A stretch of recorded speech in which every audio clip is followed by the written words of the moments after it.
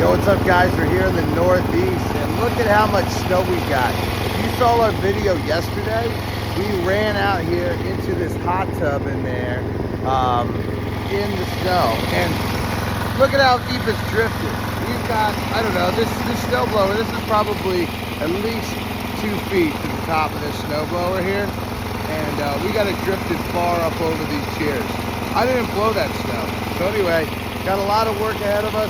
And so everybody who's out there shoveling today, hope you guys stay safe, and I hope you have one of these snow blowers, because that's where it's at. Saves your back.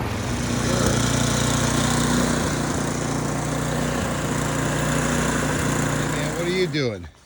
I'm cleaning up. All right, sweet.